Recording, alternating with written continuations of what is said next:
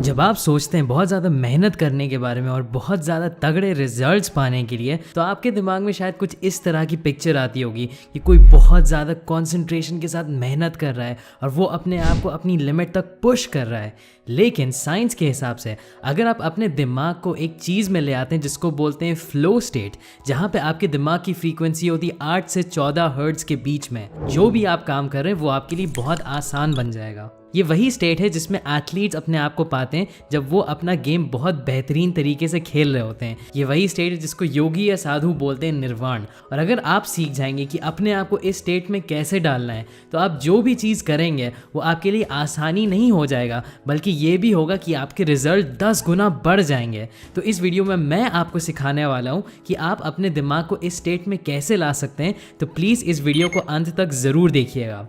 Author Mihai सेक-मिहाई जो एक psychologist हैं और उन्होंने ये बुक लिखी है जिसका नाम है फ्लो। वो ये समझने की कोशिश कर रहे थे कि लोगों की साइकोलॉजी कैसे काम करती है और उनको असली खुशी कैसे मिलती है। उन्होंने ये पाया कि लोग सबसे ज़्यादा खुश तब नहीं होते जब वो रिलैक्स कर रहे होते हैं या वो अपनी लाइफ में बहुत ज़्यादा आराम कर रहे होते हैं, जैसे टीवी देख लेना या कोई गेम खेल लेना, बल्कि वो सबसे ज़्यादा खुश तब होते हैं जब वो एक काम में इतना ज़्यादा मग्न हो जाते हैं कि उनको टाइम का ही सेंस नहीं रहता है। उनको पता ही नहीं चलता है जैसे टाइम कहाँ खो गया। अब हमें ये समझना होगा कि काफ़ी लोग प्लेजर को एन्जॉयमेंट के साथ कंफ्यूज कर देते हैं। जब आप कोई ऐसी चीज़ करते हैं जिससे आपको प्लेजर मिलता है, जिससे आपको अच्छा फील होता है, जैसे पिज़्ज़ा खाना या किसी भी टीवी शो के सारे एपिसोड्स देख लेना, आपका दिमाग किसी भी चीज़ पे बहुत ज़्यादा फोकस नहीं होता है। इनफैक्ट काफ़ी बार तो होता है कि आपका दिमाग थोड़ा सा बोर हो रहा होता है, वो किसी ना किसी चीज़ पे फोकस करने की कोशिश कर रहा होता है लेकिन उसको कुछ मिल नहीं रहा होता है। लेकिन जब आप कोई ऐसा काम करते हैं जो आपका पूरा अटेंशन ले लेता है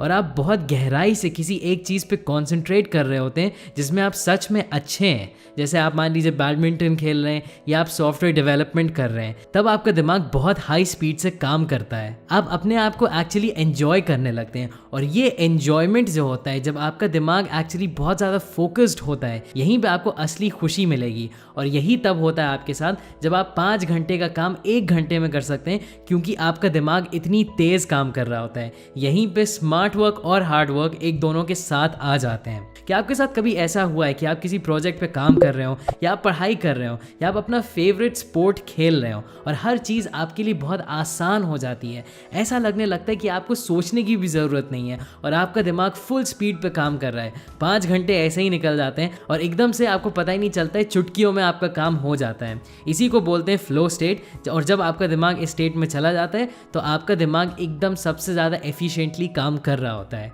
लेकिन ज़्यादातर लोग चलते फिरते फ्लो स्टेट में नहीं होते हैं। ज़्यादातर लोग इन दोनों स्टेट्स में होते हैं, या तो एपैथी या एंजाइटी। एपैथी का मतलब होता है कि आप जब बोर हो जाते हैं, जब कोई काम आपके लिए बहुत आसान होता है या आपको उसको करने का मन नहीं कर रहा होता है। तो मान लीजिए अगर आपका फेवरेट सब्जेक्ट मैथ्स है, तो चाहे आपको मैथ्स कितना भी क्यों ना पसंद हो, अगर आप 12th ग्रेड में हैं और मैं आपको 1st ग्रेड की प्रॉब्लम्स दे रहा हूँ, तो आप बहुत जल्दी बोर हो जाएंगे। और दूसरा स्टेट होता है एंजाइटी। ये तब होता है जब चीज़ें आपके लिए बहुत ज़्यादा मुश्किल होती हैं या आपको समझ नहीं आ रहा होता कि काम कैसे करना है।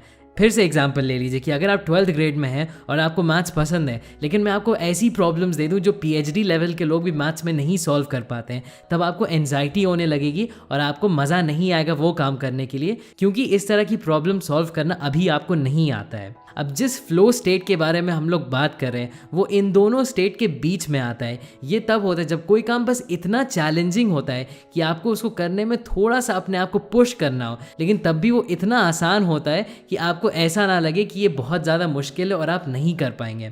तो इस फ्लो स्टेट में जाने के लिए 3 कंडीशंस है जो आपको रखनी होंगी।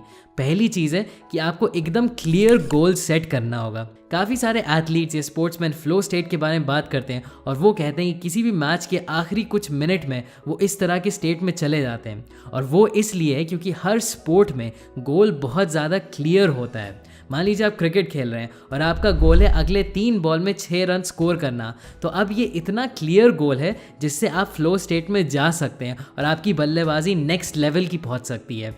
लेकिन अगर आप बिना किसी गोल के ऐसे ही अपने दोस्तों के साथ खेल रहे हैं तो आपका दिमाग फ्लो स्टेट में नहीं जाएगा, क्योंकि आपके दिमाग के लिए कोई बहुत क्लियर लक्ष्य नहीं है। तो जब भी आप कोई भी नया काम करना शुरू करें तो ये ज़रूर कोशिश करिए कि उसके साथ आपका एक गोल हो। तो अगर मान लीजिए आप मैथ्स की प्रॉब्लम सॉल्व कर रहे हैं तो एक गोल बना लीजिए कि आप कितनी प्रॉब्लम्स करेंगे अगले 1 घंटे में।